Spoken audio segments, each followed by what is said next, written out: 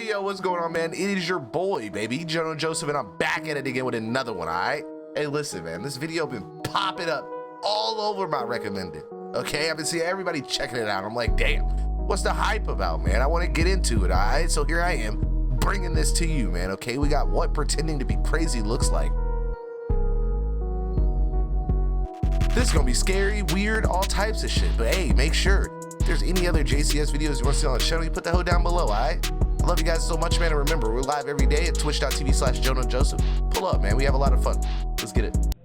This is 26-year-old Dawson McGee, sitting in a police interrogation room in the early hours of a Tuesday morning. The Monday night before, he stabbed his own mother to death for asking him to move out of the house and get a job. What? Dawson is unaware that he is being recorded on a hidden camera. In 3 seconds from now... All right, this already sound crazy, bro.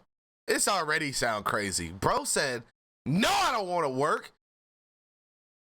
And then stabbed his moms? I'm so confused here.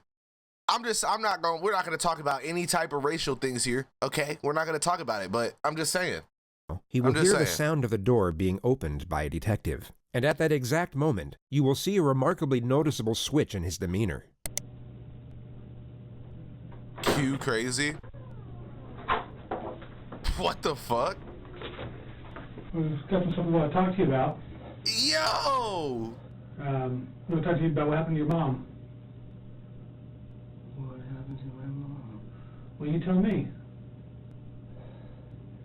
People called me and said something happened at home to Mom. They were very bad. Mm-hmm. What happened to my mom? Well, that's what I'm asking you. What? I was waiting for my brother and sister to tell me. Okay. Well, so, was your sister home this weekend? Wait, I'm supposed to have an attorney? If you want one. Am I supposed to have I should request an attorney. Well, that's up to you if you So like he's one. Crazy? But, I mean, we like Wait, so he's crazy, but he knows he's supposed to have an attorney present? Hey, my guy is failing this act insanely hard. Like, honestly, he might not be like, I think he's trying to pretend like he has some type of like mental disorder, but he might have a different mental disorder, which is why he's acting the way he's acting. talk to you. You're supposed to have an attorney. I would offer. I want to ask for an attorney. You want to ask for an attorney? Yeah. Okay. It would come as no surprise that a judge deemed him fit to stand trial. A jury then found him legally sane, and he was sentenced... Hey, come on, Big Sparky with the young primary dimey. Hey, I love you, man. Come on, big 7 months. My guy's been here from the start. I love it, man. Thank you so much for joining the family. Thank you so much for making everything feel awesome, man. Engaging with the community, all that, all right? If you guys haven't already, man, checked out the homie Sparkle. He be killing the game out here, bro, with the gaming videos, all right? Go show the homie some love, man. Just because he's out here showing us some love, man, supporting the community, all right? Let's get it, man.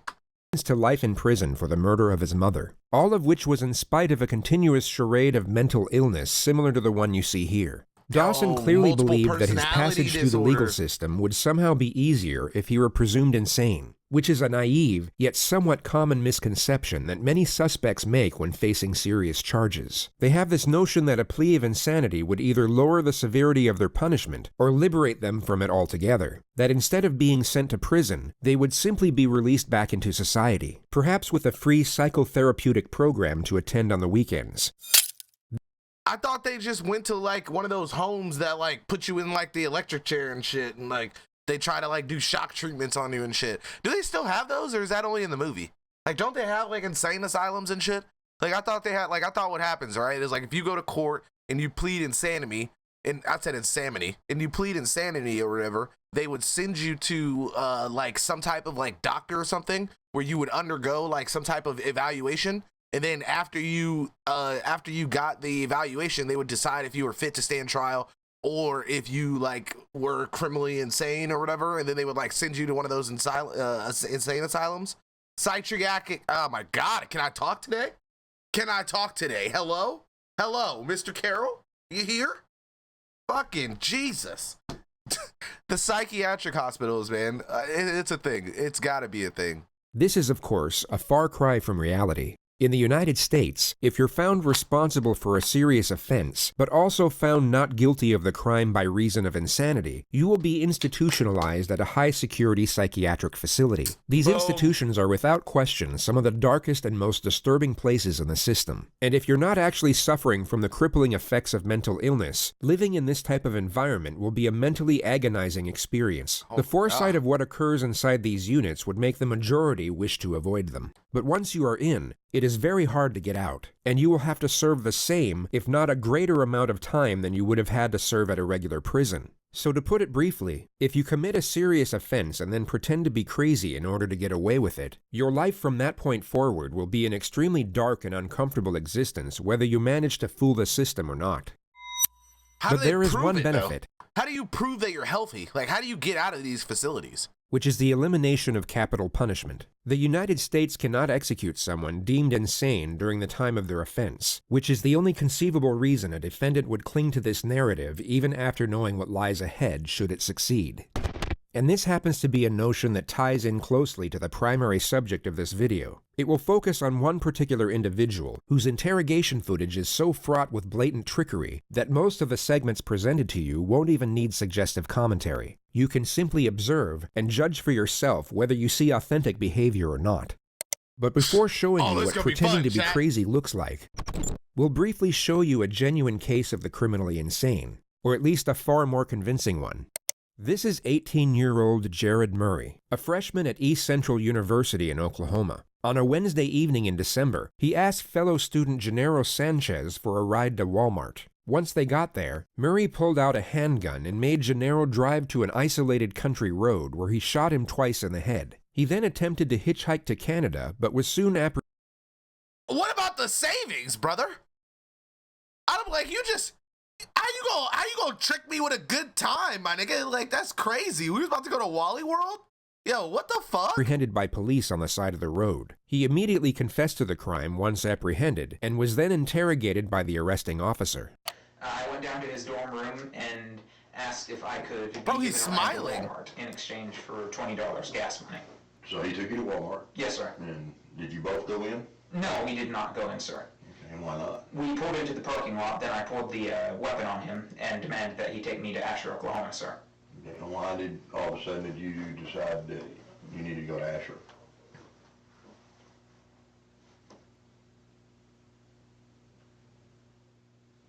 Because I was planning to take him out into the country and kill him. Okay. Did he say anything? He panicked. Just right out with it, huh? I yanked the phone out of his hand, and then he panicked some more. Kept telling me not to kill him. To make him feel more comfortable, I unloaded the clip, unloaded the bullet from the chamber, handed them over to him, and that eased his nerves a little. Then I pulled a second clip out of my pocket and set it on my lap. Yo! I'm sorry, yes, What? Did you decide now was the time? Yes, sir. Okay, and what happened? I loaded the gun quickly, chambered the round quickly, shot once, missed, shot a second time, hit, jumped out of the car, went around. He was driving 10-15 miles an hour, so it was rather slow. Ran around the hood of the car, and of course it was slow when he wasn't purposefully driving. Tried to pull him out, couldn't get him out until he already had hit the tree. Pulled him out there, dumped him into the, before I dumped him into the ditch, I heard him gurgling.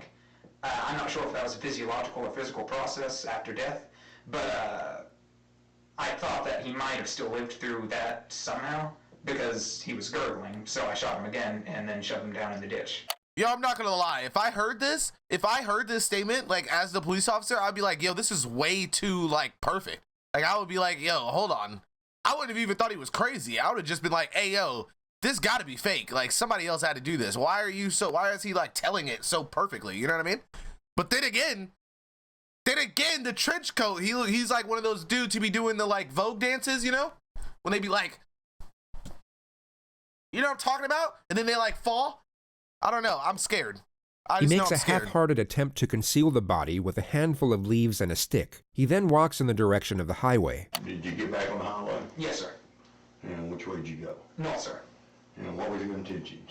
You were walking north. Canada, sir. You was going to Canada? Yes, sir. Okay. He states that his plan was to escape into Canada, but he had nothing to escape with, not even a passport. I had tried hitchhiking most of the way because the only way this was going to work, factoring in my belief that y'all found the crime scene, is if someone were to give me a ride there and then.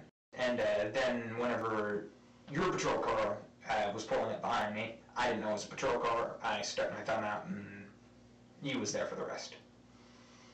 What? I want to ask you just point blank, because, I mean, you sat here and confessed to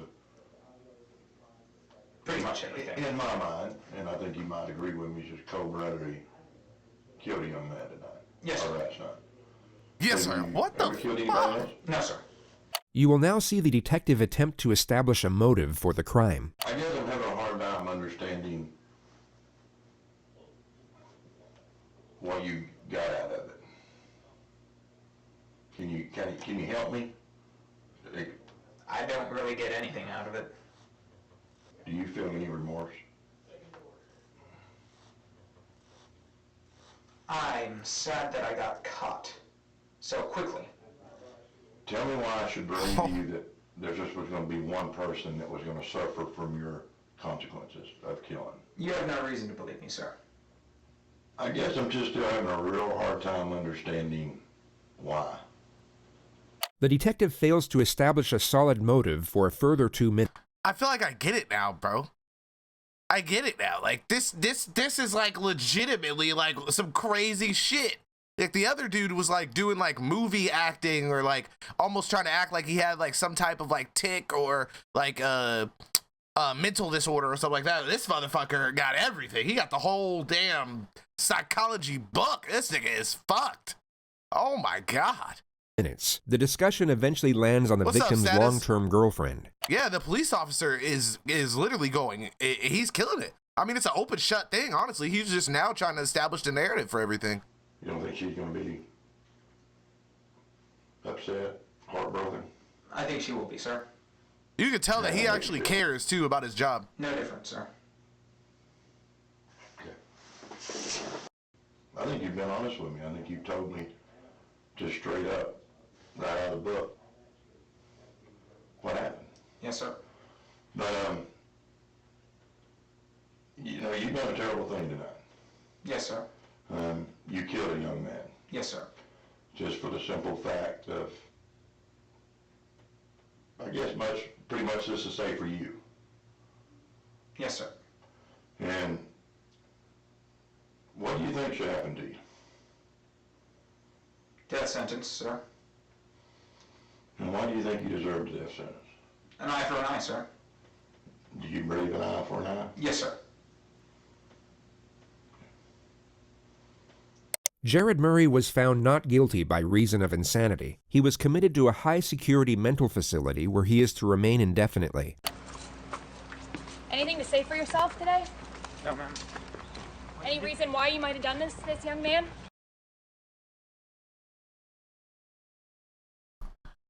Is it because like, is it? What? I don't understand. Do the like people not see? Is it because like a lot of other people who like murder niggas and shit, right?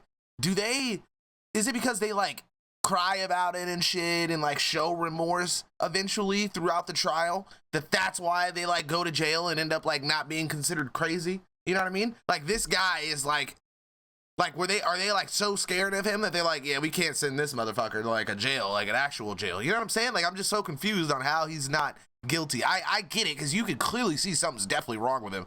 But I mean, a lot of cases I feel like I've seen on TV, I've seen online, you know what I mean? It looks like the people are completely insane. But I mean, I guess you couldn't put everybody in a psychiatric facility. But let's see what this other guy looks like, man. Let's see. No, ma'am. No reason. No, ma'am. You have nothing to say for yourself. No, ma'am. You want to tell the community anything? No, ma'am. Did you confess to police? Yes, ma'am. Are you proud of what you've done? No, ma'am. Do you have remorse for Bro, what you've he's done? so quick.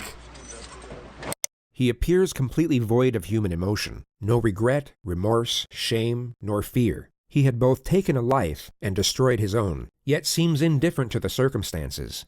With respect to his interrogation footage, the most conspicuous element was the complete lack of self-preservation. He didn't once attempt to deflect blame, nor afford himself any type of justification for his actions. He simply spoke in a factual, non-biased manner, impartial to how his words may have been taken or even twisted to be used against him.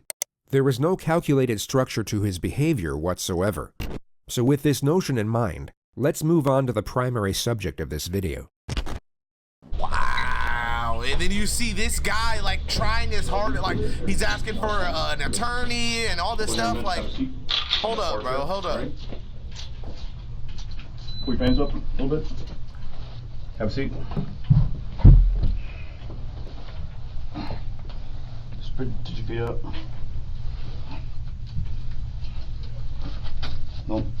Do not think about getting up, right, buddy? I was gonna say, bro, that's a This scary is 19-year-old Nicholas Cruz, who 3 hours and 55 minutes prior to this moment murdered 17 people at his former high school in Parkland, Florida. Among the dead were 3 teachers and 14 students, the majority of whom were 14 years old. A further 17 students were seriously wounded during the massacre. The gunman dropped his rifle 7 minutes into the rampage and then blended in with the crowd as he ran out of the building. He was at large for 1 hour and 20 minutes, during which time he stopped off at a Subway and then a McDonald's, where he sat down and casually spoke to one of the victim's brothers. The student was unaware that his older sister had just been shot through the chest by the man sitting across the table. The description of the shooter was transmitted by police over the radio, which led to an officer identifying and arresting him on a street just 2 miles away from the school. He was taken to the nearest hospital and examined by a doctor for roughly 1 hour and 45 minutes. He was medically cleared and then transferred to the local sheriff's office where he was subjected to interrogation. Do not think about getting up, right, buddy? Bro, I love how there's like From legitimate, like so much science behind like people trying to, like just people in general and like how we act, you know what I'm saying? Like it really is like down to the fucking book, bro. It's crazy. Death penalty is still here in the US. The video is bumming me out and I just woke up. Oh my God, I'm so sorry, Lexi. I'm so sorry. The subject entered the room. His eyes have been fixed upon nothing but the floor. He's held on to this downward-facing gaze as if he's either in a state of shock or disconnected from the moment.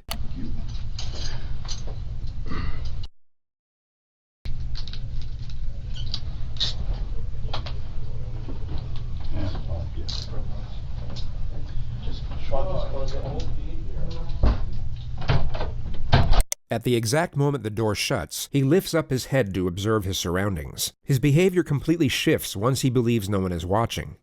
If we look at his demeanor a moment earlier, we can see the contrast. He went from being detached to alert. His behavior changed as the environment changed, which is a recurring theme throughout this interrogation. It shows us that his mind isn't wandering off during these moments of apparent disconnection. He is in fact fully present and very aware of what's going on around him. As he looks up, his eyes immediately lock onto the camera. He now knows he is still being watched, and his following gestures will resemble that of someone with suicidal tendencies.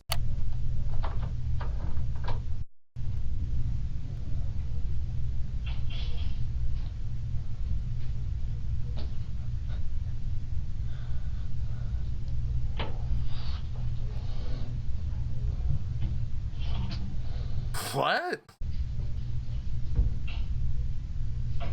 At face value, these externalized suicidal thoughts may seem genuine to some, but when framed with the rest of his behavior throughout this interrogation, they are exposed for what they really are. That shit looks hella fake. Whenever you see people like actually like go crazy shit, they be like smacking themselves and like getting angry and shit. I don't think I've ever seen that. Like that is wild, bro. An act. A calculated attempt to garner sympathy and paint his character in what he believes to be a more positive light.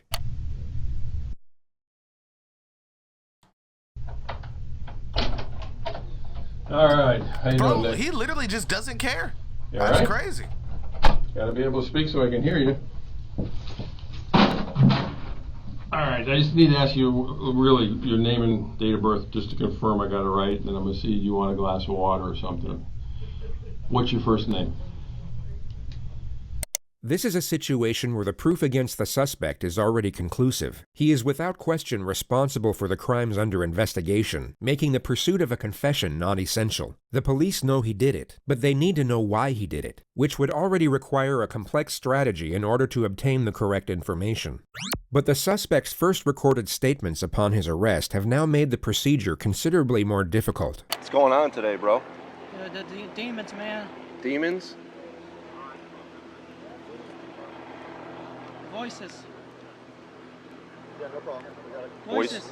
Voices and demons? Where's the voices? What happened? Shut up. Be quiet, man. Cop said, shut up. Demons, man. Voices. These two words have now forged the primary stratagem of his own interrogation, which is to cut through deception under the guise of supportive examination. The questions will be designed to lock him into a specific narrative about his alleged psychosis, while simultaneously giving him the impression that his responses are for his own benefit. Anything he says now can be used to refute any amendments he might come up with at a later stage. We all know that after this interrogation, he will have significantly more time to think, study, and even seek guidance from professionals about how the legal system interconnects with mental illness. Yet the majority of this forthcoming knowledge could be useless to him depending on what he says during these moments. The more details he gives away, the less options he will have for his defense later on. But pursuing this objective is complicated, as there are two very common scenarios for when this type of suspect gets interrogated. And just to be entirely clear, by this type of suspect, we mean someone who is 1. Pretending to be insane, and 2. Not fooling anyone. Their most common response is to simply shut down. They regress into total silence or some type of catatonic state, and the interrogation never gets off the ground. The other common response is the exact opposite. They erupt into hysteria or supposed delirium, and everything from that point forward becomes incoherent. The lead detective, John Curcio, must not allow either of these scenarios to transpire, and this makes the first 2 minutes absolutely crucial. He needs to create a positive first impression and resemble the furthest thing from a threat, while at the same time maintain a presence of authority. His temperament will be easygoing and non-confrontational, but also encouraging when extracting a response. His role at this moment is the ally. He needs to be liked, respected, but must not be feared. Not yet anyway. Going off the suspect's initial demeanor, the detective will know that he is far more likely to regress into a state of silence at this opening stage. And if he can prevent that from happening within the first 2 minutes, he is over the first obstacle. All right. How you doing, Nick? Bro, I just need to ask you really your name and date of birth just to confirm I got it right, and then I'm going to see you want a glass of water or something. What's your first name? Come on, Nick. Huh? Nicholas. Spell it for me. Okay. Come on, I'm old. You got to talk so I can hear you. N-I-K. O. L. Okay. A-S. And what's your middle name? Come on, man. Speak so I can hear you. Jacob. Jacob. J-A-C. What's your date of birth? Okay, you need to relax, because I'm the last detective or policeman you're going to have to talk to. So right off the bat, that should be somewhat comforting to you to know that I'm the last guy you got to talk to. But the thing about it is, look at me. I got to be able to hear you. Okay? So all I want to do is get basic information from you, and then we'll get into the, whether you want a glass of water, all that stuff. What's your date of birth? 09. January? 09. 09 September. The investigation team already know the answers to these basic questions. Their only purpose are to initiate a response, and their non-threatening nature make it more likely for the suspect to engage. They are essentially the opening wedge to get the two-way dialogue flowing. And although the suspect is still partially committed to his catatonic state, as we can clearly see, he is still responsive, making it unlikely for him to regress into complete silence from this point forward. Everything up to this moment has gone to plan. The detective has one foot in the door, and he can now develop the relationship from a more secure position. He goes about this with a standard method of rapport development, the offer of food and water. All right, let me do this. You want a cold water? You don't know if you want cold water? Thank you. Thank you. Well, I'm going to bring in 2, because I want one that was hot. And then if you decide you want to have it, that's fine. You sure you don't want something to eat? Okay. The refusal to accept food and water is a familiar response which you may have already seen on this channel. It's a glaring manifestation of shame. This is not to be confused with guilt nor remorse, both of which require the acceptance of responsibility, which in turn directs our focus outwards on the feelings of others. Shame, on the other hand, shifts our focus on the perceptions of others towards ourselves. The subject is afraid of how it will look if he accepts the offer considering the circumstances. He instead wants to appear as if he's so negatively affected by the events that he's unconcerned with meeting his basic needs. Of course, I have so many different keys. Alright, I'll be right back. It's like, I can see it, right? I can... But I almost feel like you could kind of... Like... Let me just... Bro, is everybody loving this as much as I am? I'm sorry, chat. I'm like barely paying attention to the chat right now. This shit is awesome. Okay, hopefully we're all here. I love you guys. Thank you so much for having for enjoying the time with me. Oh, okay, cool. We're enjoying it. Bet. Once again, his demeanor abruptly switches when the detective leaves the room. With his head buried in his hands, it's anyone's guess as to what is going through his mind at this moment. But what you are about to see next is extremely revealing.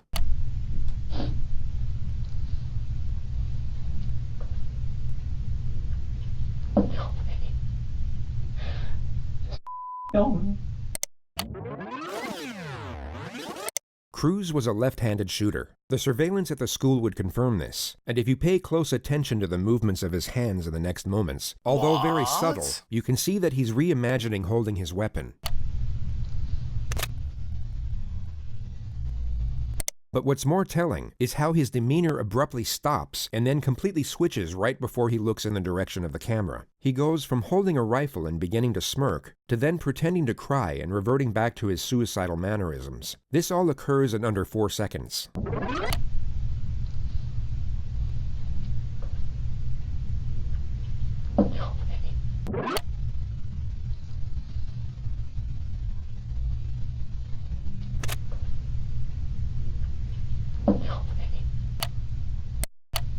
Oh shit! It could be assumed that for a brief moment, he was not only recollecting the attack, but gaining gratification from doing so. He then remembered he was on film, giving reason for the sharp... People are insane, bro! How do they find this shit? Like, what? Oh my god, they're like going frame by frame on this man, bro! Adjustment. His true self was reliving the attack and enjoying his work, while his false self was so dejected to the point he was externalizing suicidal thoughts. Complete opposites.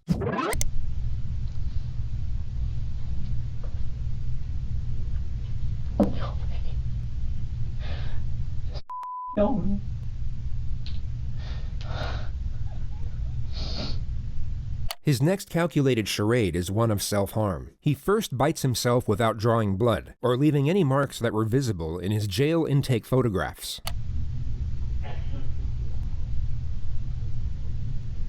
So he's scared to even hurt himself. Look at him, he's like, he literally can't even hurt himself. He then scratches and squeezes at the 2 needle punctures in his arm from where his blood was taken at the hospital. At the very moment the detective re-enters the room, he will act as if he's desperately trying to conceal his self-injurious behavior. All right. Setting aside the glaring contradiction that he just murdered and maimed dozens of people while leaving himself without so much as a scratch, it's the frequency of these little charades that makes their deception so transparent. This is a person who is not self-injurious, pretending to be someone that is. But it's such a feeble attempt at feigned self-harm, it would almost be a comical moment if the circumstances weren't as horrific. Well, the homie couldn't even he couldn't even bite through his own skin. Like, my guy literally just shot 17 people, and he couldn't even bite himself? Like, that shit's all, like, I'm so confused.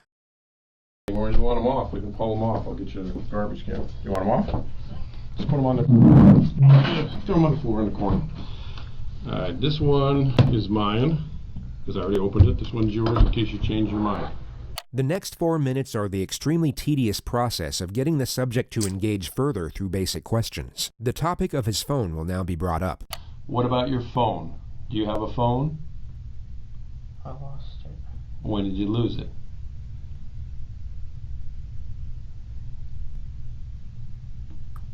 Today. Today? Today. Okay. What kind of phone is it? I don't know.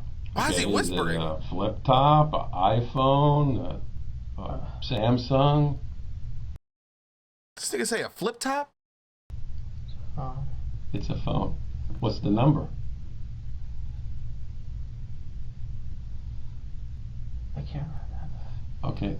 He will now begin to feign a state of hysteria, which then morphs into a simulated panic attack and fake hyperventilation. The detective will need to refute the act immediately as to not let the subject gain confidence with it, but he also has to maintain rapport and avoid confrontation. He essentially has to tell the subject to knock it off, but in the most passive manner possible. I can't remember, dude. I can't. Okay, Nick, calm down. Okay. You've already been medically cleared. I know what's going to be talked about is difficult, but again, you don't remember your phone number. How long you had the phone?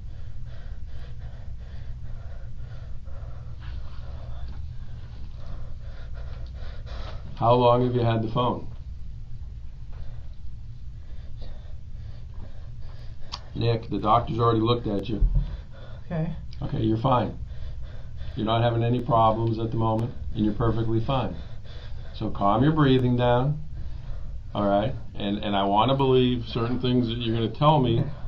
Wow, that, you know, he is good, bro. Where you're going to hyperventilate over a phone number.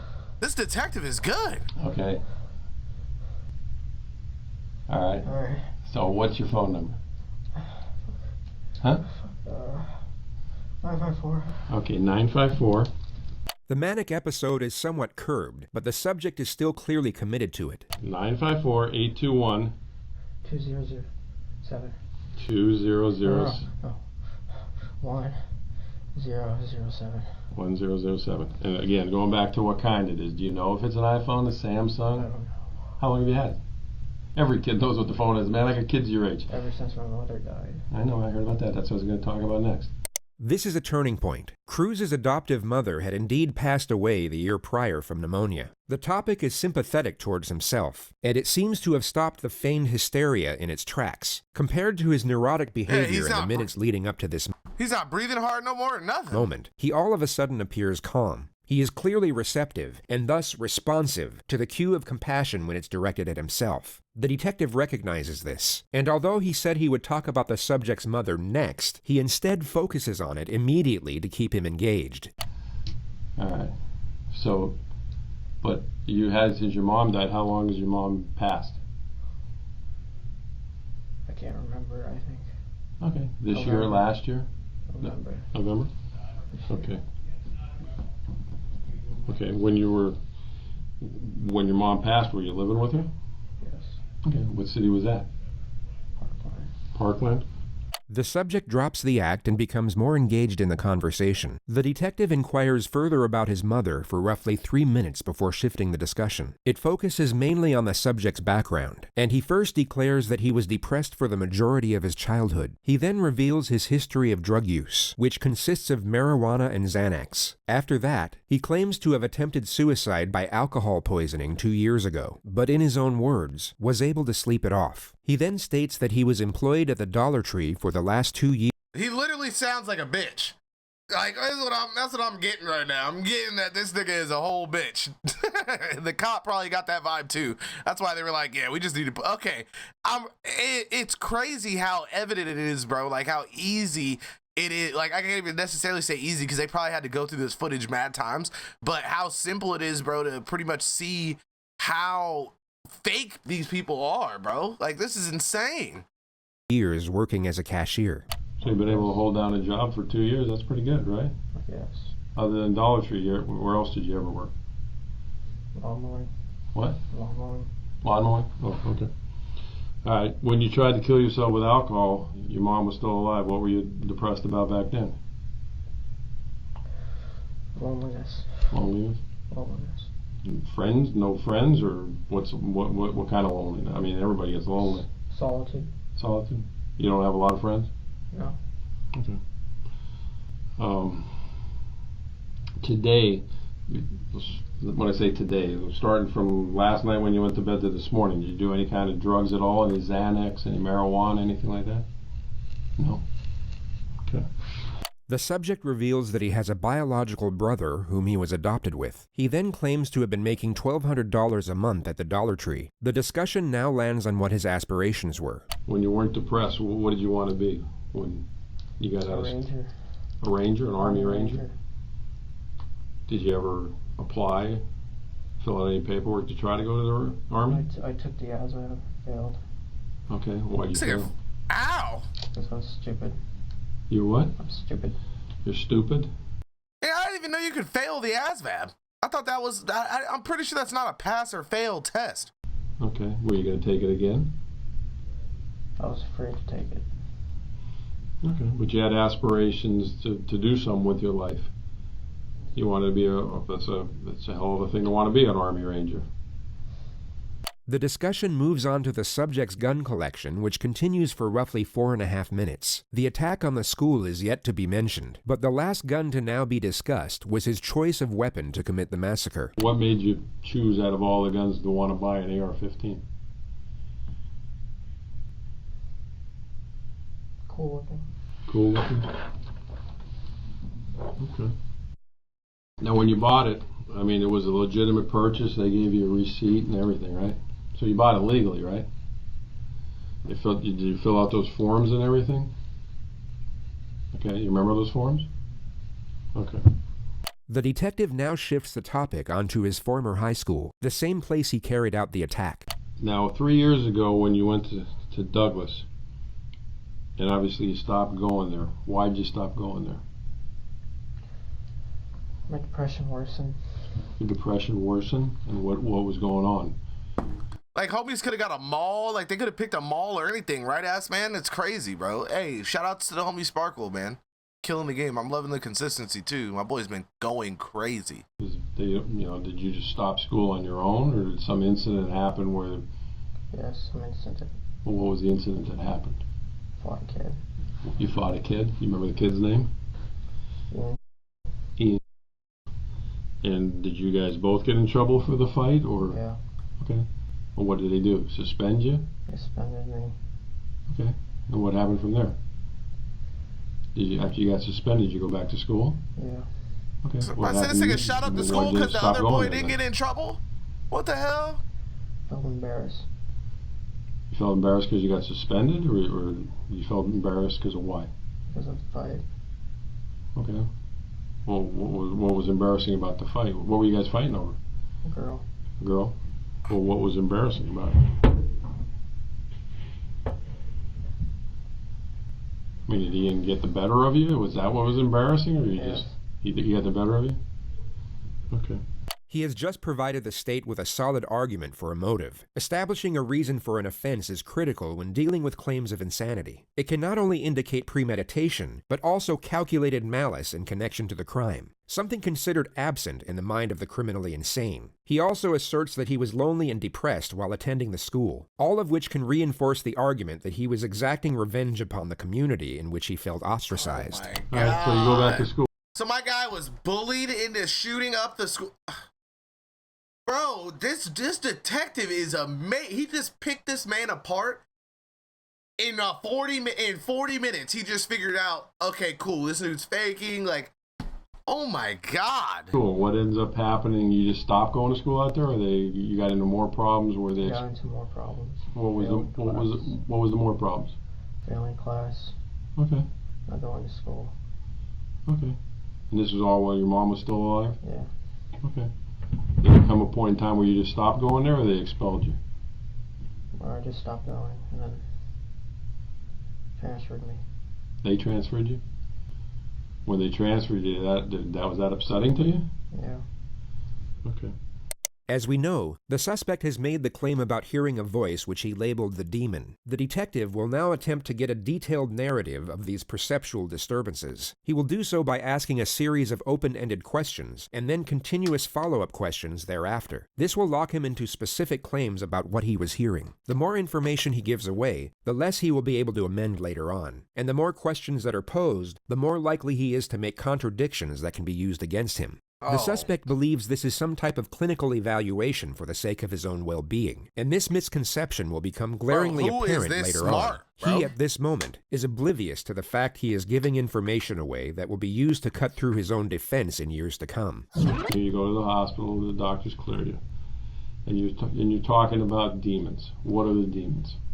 Voices. Well, tell me about it. What are the voices about? It's another voice, the evil side.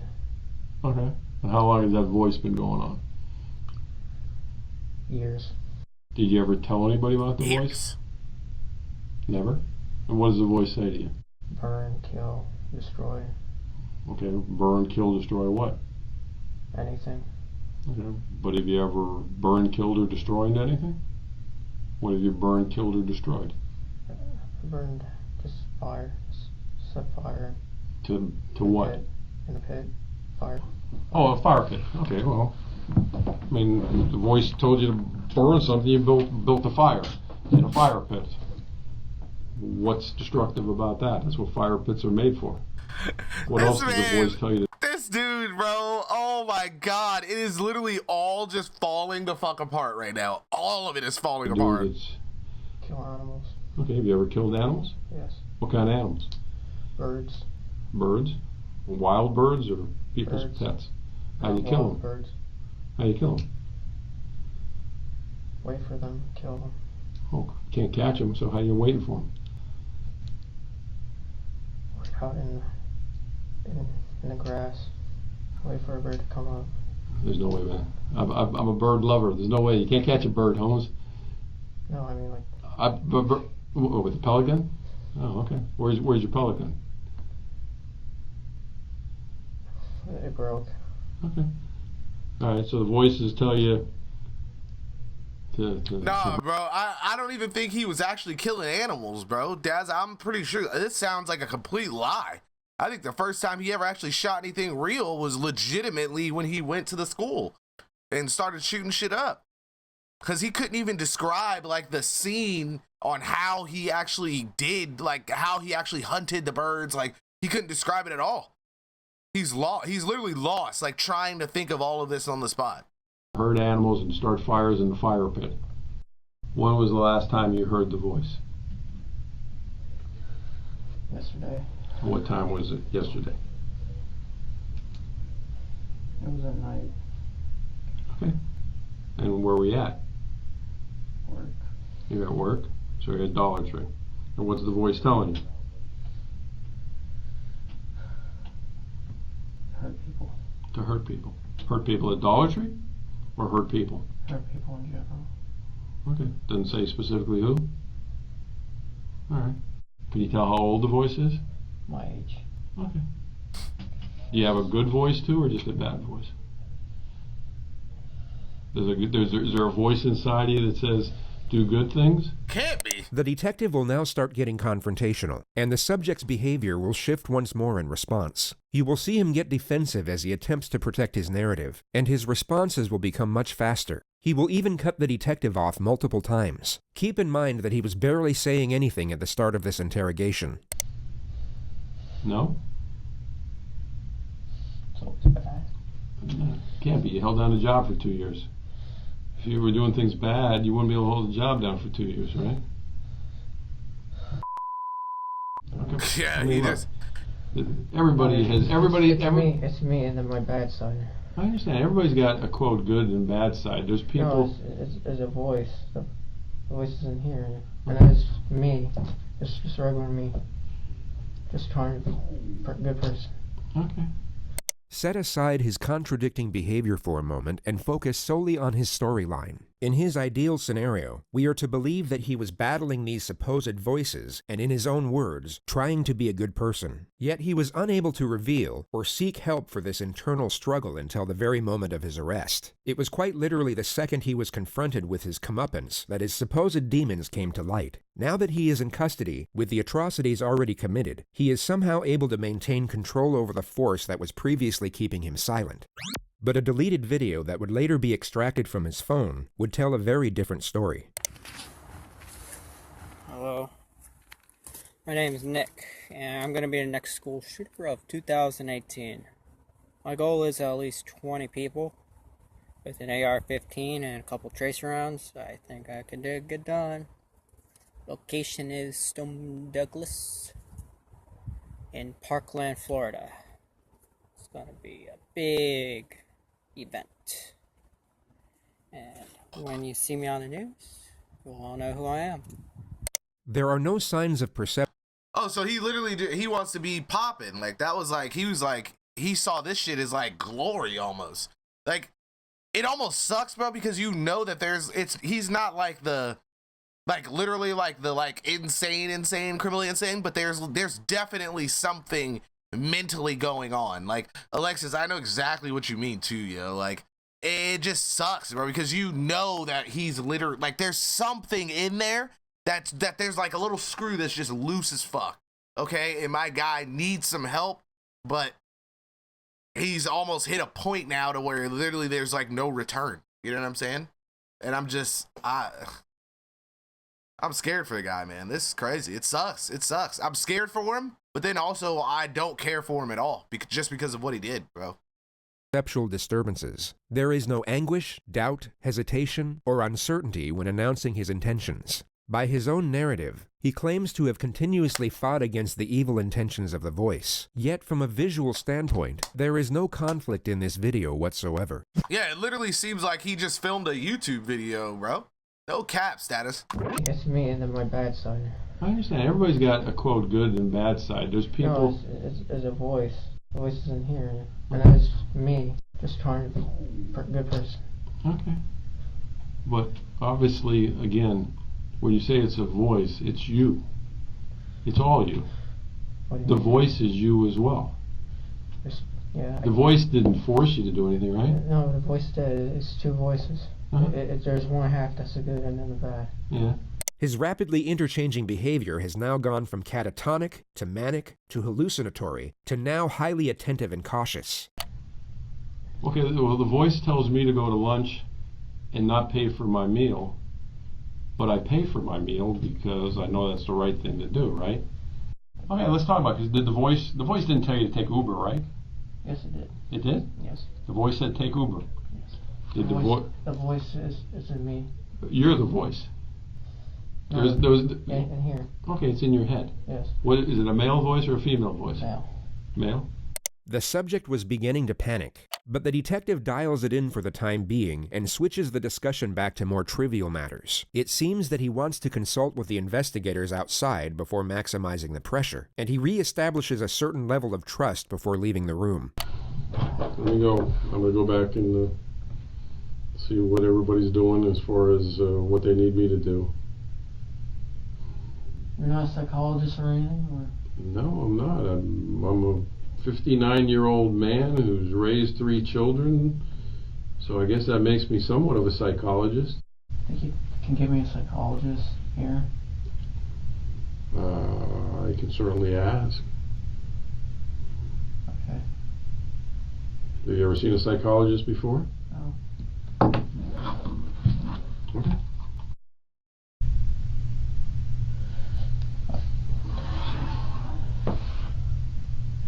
The subject scratches his arm for another 2 minutes. He then switches to a hallucinatory state and appears to be seeing things in the room.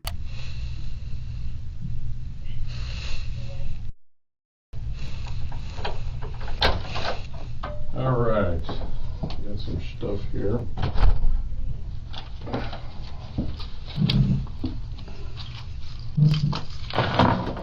The detective will once more dismiss the act by pretending to not see it. He will then pose a question to the subject, and the charade will cease immediately.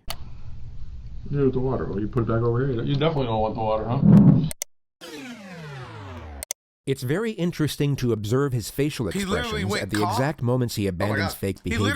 These are the very brief junctures in which his true self appears. Like, he almost got sad that the guy didn't see him, and he was like, oh, shit. Yeah, no, it's not mine, bro. And, like, completely switched up immediately. That's crazy. Appears to surface. It's easy to get distracted by the present situation as he sits there in a hospital gown chained to the floor, essentially helpless to the cunning devices being used against him. But in moments like this, we are reminded of what we're actually dealing with. A very short time ago, he was not helpless at all. He was the one preying on the helpless, offering them none of the sympathy nor mercy of which he is now trying to garner for himself. All right, this school or this psychologist you want to talk to.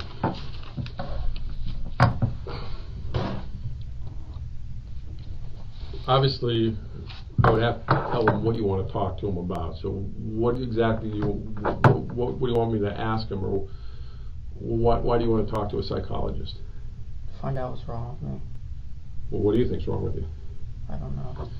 The detective in this next segment will attain further information about the supposed voices, only he will no longer have to tread carefully in order to maintain a friendly connection. He will still secure useful information, but also get confrontational as and when he pleases. The risk of frightening the suspect to the point where it stops the interrogation is no longer a concern. When you hear the voices, are the voices like outside your head or inside your head when you hear them? Inside.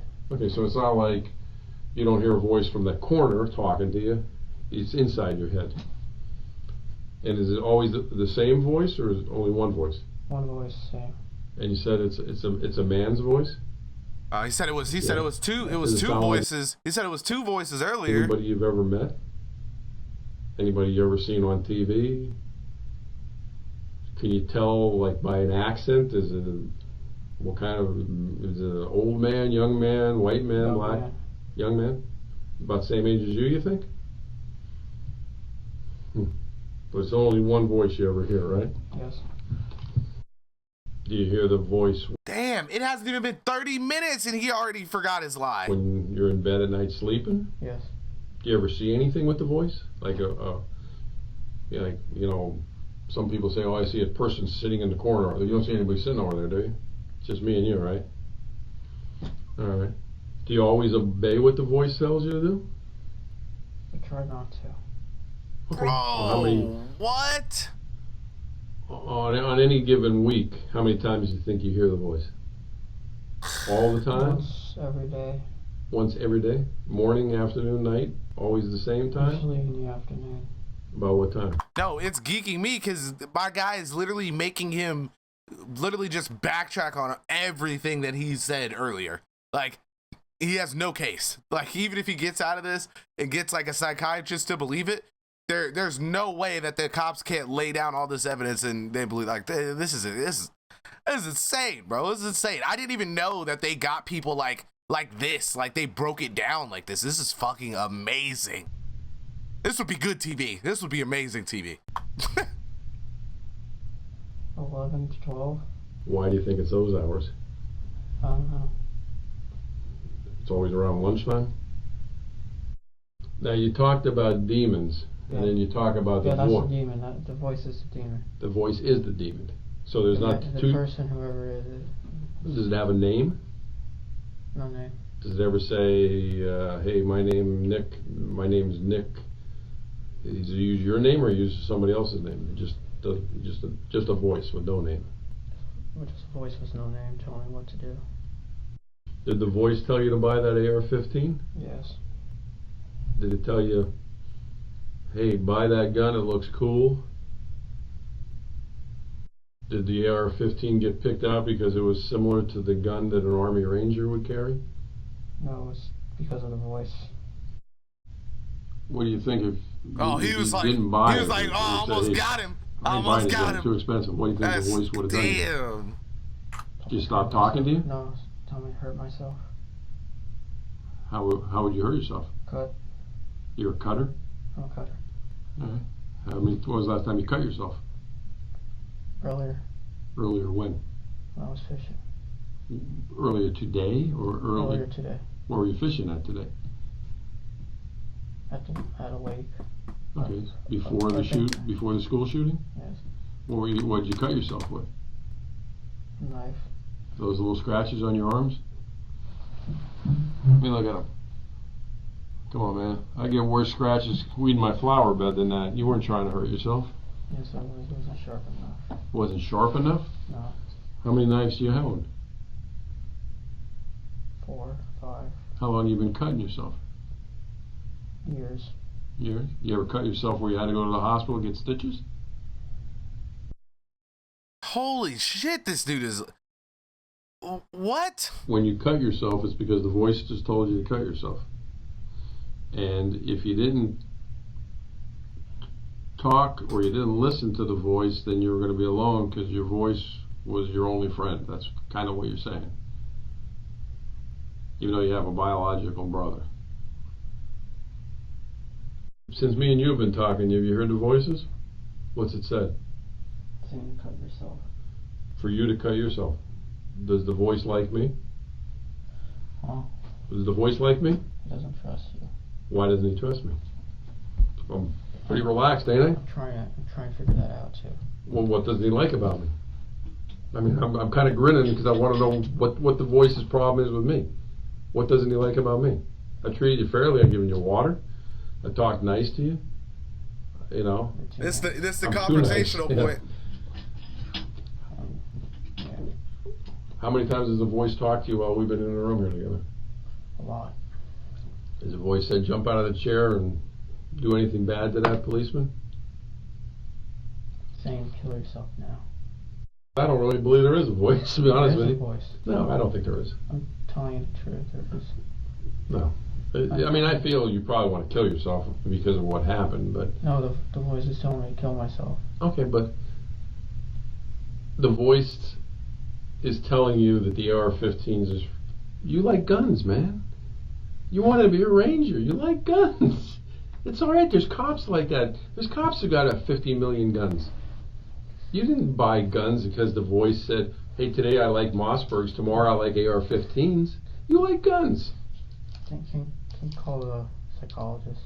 I've already got the questions from some of the psychologists. Some of the questions I asked you were Is from... it? Yeah. I see. That's the ones I asked you. You already... No.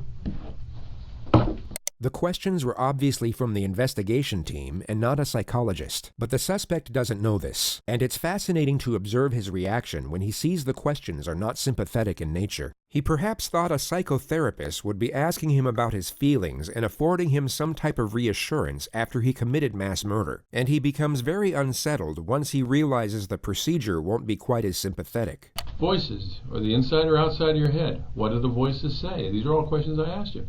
How many voices? You said one. Whose voice do you think it was? You didn't know. What the f is wrong with me? I don't know. I don't understand why you can't admit you like guns. You want to talk to a psychologist. Why didn't you talk to a psychologist when the voices started? The voice is telling me not to. What? The voice was telling you not to talk to a psychologist? Yeah, but myself, I wanted to. You ever go to church? I wanted to. No, I'm saying ever in your life. Yeah. Do you believe in God? I don't believe in God. What do you believe in? I feel like there's something. Okay. But if you believe in demons, do you believe in angels? Angels is the good. Yeah, supposedly the voice didn't talk to him at all while he was killing people or while he was doing what the voice wanted him to do, and now all of a sudden the voice is just going fucking crazy. The nigga has recited the whole Bible to him in his head, and he's just trying to figure out what he's supposed to do next. My guy literally was like, oh, like he just started like having a whole fucking attack right as he figured out exactly what the dude said, like that there were no like sympathetic questions or anything like that. But it sucks, dude. It sucks because we see this, right? And we see like that people, like this guy's playing right into the cop's hand, you know what I mean? But we, like Alexis was just saying in the chat, Sparkle Girl, we will never actually know if he really, like, this dude could, like, there could be a voice in his head, you know what I mean? Like, a lot of times what separates, like, regular, like, normal people from criminals is that, like, everybody has something in their head that's like, oh, do some wild shit. You know what I'm saying? Like, or, oh, like, don't do this or, oh, do that. But there's certain people that choose to act on those thoughts. And then there's the people who choose to actually do what's right because they know in their head, like, oh man, I'm tripping right now. Like, shit, I almost jumped over the table and smacked the shit out this lady or this dude. You know what I'm saying? Like, you know in your head, you're like, that's not right. That's just a body playing tricks. Like, so it's like, I've always wondered, bro, like, is there like almost some truth to like that kind of stuff? Like, or are niggas really just crazy as shit? Demons are the bad. But when you say the word demon, you think it's an evil spirit? Or what do you think it is? A voice. The subject had earphones in during the mass shooting. The topic now lands on the music he was listening to. Well, I mean, he was I'm sure we listening to don't like to say music. What kind of music were you listening to? Name the group. What was it? Mark Green. You have to help me. Mark what? Mark something. This is What was the OFB. song, though? Sad. That's the name of the song, Sad? No, Salad Days. Salad Days?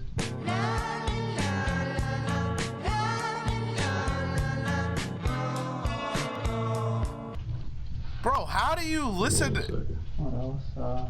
Oh, you listen to more than one song? What other song you listen to? Just a lot This of sad dude songs. was like, that's like one of the, like, when you watch a movie and you hear the like montage or whatever of the movie at like a badass moment, like that kind of song or some shit would be playing. Like when like a slow-mo scene is happening, you know what I'm saying? This is crazy. All right. Did you pick the music yourself? Or did the demon pick the music? Demon, and then Hey, what's myself up, lunatic? All right, which ones did you pick? The sad ones. Which ones did he pick? The evil ones. The evil ones. Give me an evil one compared to a sad one. You already gave me a sad one. What's an evil one? Panzermensch. What? Panzermensch. Panzermensch.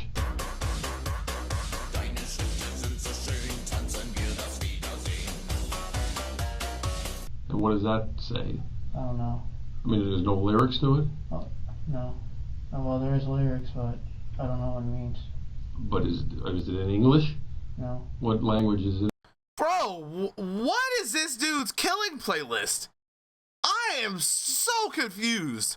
This would drive anyone insane. German. German? Do you speak German? No. Then how do you know what the lyrics mean? I don't. So they could be happy, right? I don't know if they're happy or not. Well, again, you don't because you can't speak it. He just said they were mad. But you have them on how long do you think you had them on your playlist? A long time. Okay, so you've listened to them a lot of times? I would have hella Travis Scott on my So killer your playlist, of bro. Music. Tank Man? The demon helped you pick out, but you picked out some of them.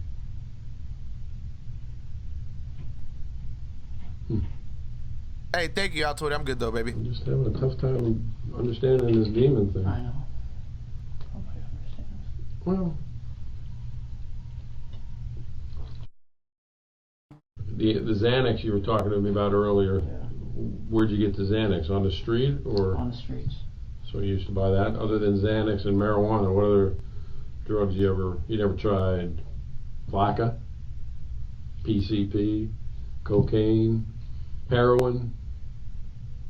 No. Okay, Xanax, how many of those did you take when you used to take them? 5. Okay, 5. What side bar?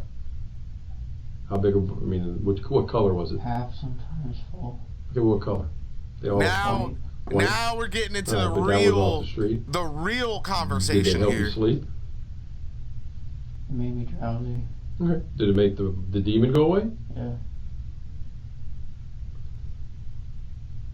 When was the last time you think you did Xanax?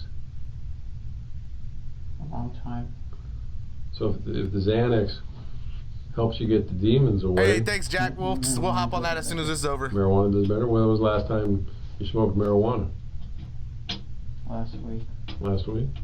Because you're making $1,200 a week. Why Nah. don't you smoke marijuana every day to get rid of the demon? Nah, he ain't about to complain. Nah, he ain't about to blame this on the weed, bro. Nah. Illegal? Yeah.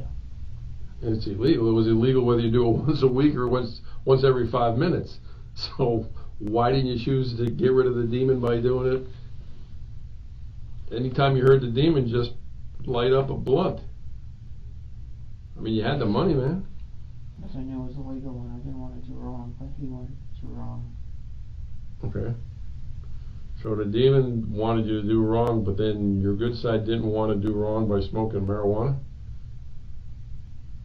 Even though it made him go away. Even though it made him go away. Huh. Well, I don't know why you didn't tell the doctor then you had anxiety problems and marijuana and Xanax cured your anxiety and made the demons go away. It seemed like an easy fix, man. If that's true.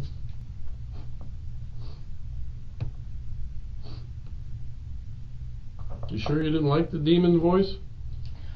I don't like the demon voice. You sure? I'm sure. Then why didn't you go to a doctor to get rid of it? I was afraid. I'm just afraid to be... Why, well, forget that for a second. Let me ask you another crazy question. Okay. If the demon, was the demon there that night? Ian beat you up on campus? Huh? Was the demon there that day when Ian beat you up on campus? Yes. He told me to go up to him. Okay, so who did Ian beat up? You or the demon? Me. Okay, so why didn't the demon do something to stop it? I didn't do it. Huh? Why didn't it? I don't know. That's a good question, because the demons tell you to do all these bad things. Why couldn't the demon get you mad enough to get the best of Ian? Damn, he's good! Fuck, this dude is good! I don't know. I don't know either. It doesn't make any sense. I don't know. Why? Why?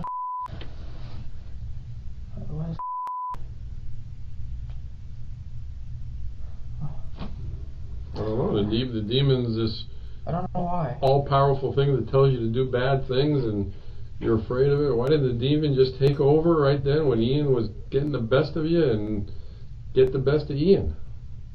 Well, why did the demon not do that? Why do you think? Trying to figure it out.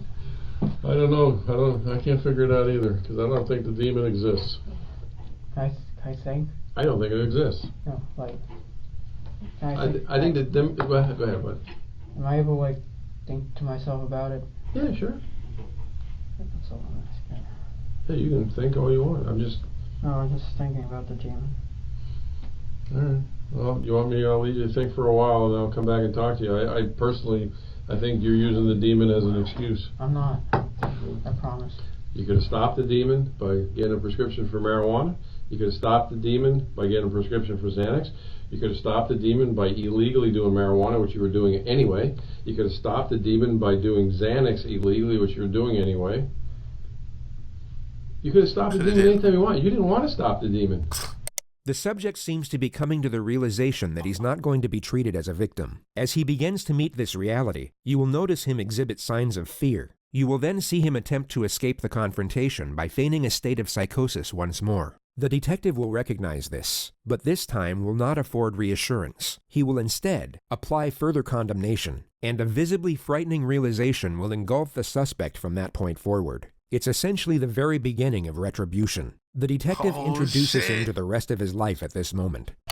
No, that's not true. You didn't. You could have. I've given you 4 ways you could have stopped the demon, man. Okay, now you're just acting like that because... No. Okay, well, relax. You're just acting like that because I'm making sense. Calm down. I'm making sense, and you don't like when it makes sense. No. Because it doesn't fit into the story you're telling right now. I'm telling you the story. It's true. It's just, well, why are you looking at your arm now? I'm trying to understand why. Well, why didn't you want to stop the demon? I don't know. Because I think you like the demon. No, I don't. Okay, why didn't you stop it then? I don't like the demon. I don't like the demon. I don't like the demon. I don't like the demon. Well, that's if the demon even exists. Can I get an attorney or something? You want what? An attorney? Yeah. Did the demon or the voice just tell you to get an attorney? Okay. All right. Will you tell the voice that don't hit yourself in the head, because the attorney the demon just requested, I will stop talking to you. I'm scared. They already got everything they need, bro. Everything they need. You scared of what? Scared of what? Why wouldn't he protect me? What? Why wouldn't he protect me, man? I don't know. Why wouldn't he protect me? All right, well, again, your demon wants an attorney. Does the demon know an attorney? Any name in particular? Okay. All right, well, just relax. You're done talking to me. And once again, I grabbed the wrong key.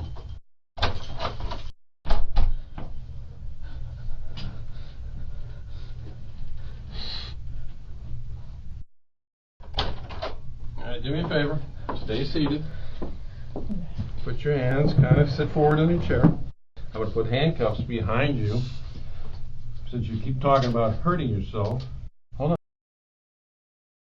Bro, what was he trying to do with the Band-Aid? I'm so good. Was he trying to cut himself with that? Bro, he could have used the chair. Or the cap of the bottle. Like, oh my God. It's so obvious here that this guy does not want to hurt himself at all. Like, he does not want to act like he's scared shitless right now. Put your hand behind your back. No, not behind the chair. Behind your back. I don't want to make you that uncomfortable. Oh, why don't you want me to hurt myself? Because what did the demon say about me? I'm a nice guy.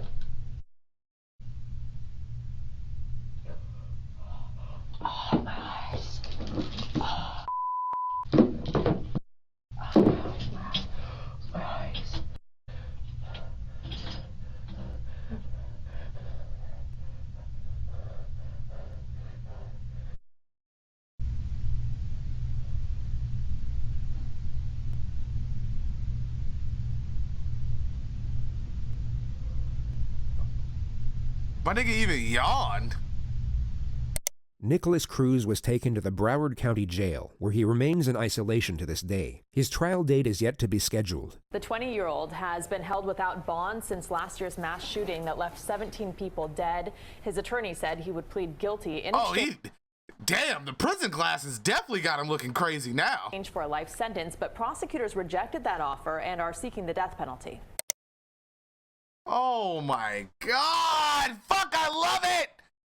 God, I love this shit, man. Oh, that was so good. That was so good. Oh, I can't wait. Hey, I love that, man. Definitely make sure, if you guys haven't already, subscribe to the channel, man, and let me know what you guys want to see on the channel, all right?